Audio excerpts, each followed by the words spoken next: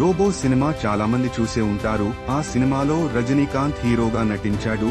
Super hit cinema అది. రోబోలు చేసే రకరకాల విన్యాసాలకు ప్రేక్షకులు ఆశ్చర్యంతో తన్మయత్నం చెందారు. ఆ సినిమాలో ఒక ప్రెగ్నెంట్ లేడీకి చిట్టి పొట్టి రోబో పురుడు పోసే సీన్ అందరూ చూసే ఉంటారు. అలాంటి దృశ్యాలు ఒకప్పుడు ఫిక్షన్ సినిమాలోనే సాధ్యమయ్యేవి.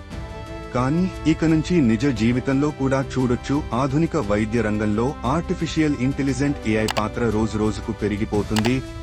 అన్ని రకాల ట్రీట్మెంట్లలో ప్రస్తుతం ఏఐని వాడుతున్నారు. ఇప్పుడు సాంప్రదాయ వైద్య విధానాలకు స్వస్తి పలికి పూర్తిగా ఏఐ టెక్నాలజీతోనే నడిచే ప్రపంచంలో మొదటి హాస్పిటల్ అందుబాటులోకి వచ్చింది. చైనాలో ఏజెంట్ పేరుతో ప్రారంభించిన ఈ హాస్పిటల్లో చాట్ జిపిటి 3.5 టెక్నాలజీని ఉపయోగించుకుని రోబోలే ట్రీట్మెంట్ చేసేస్తాయి. ఇక్కడ రోబోటిక్ సర్జరీ జరుగుతాయి. సర్జరీలు అన్నీ రోబోలే చేసేస్తాయి. డాక్టర్లు సర్జరీల అవసరం ఎంత మాత్రం ఉండదు. ఇందులో కొన్ని ఎమర్జెన్సీ సర్వీసులతో పాటు కార్డియాలజీ, పల్మనాలజీ సహా 21 రకాల వైద్య సేవలు అందుబాటులో ఉన్నాయి. ఏఐ ట్రైనింగ్ ఇచ్చిన 14 రోబోలు ఇక్కడ ట్రీట్మెంట్ అందిస్తాయి.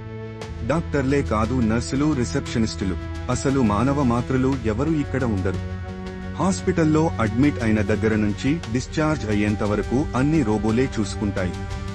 ఎమర్జెన్సీ, హార్ట్ అటాక్, పెరాలసిస్ కేసులకు సైతం రోబోలే చికిత్స చేస్తాయి.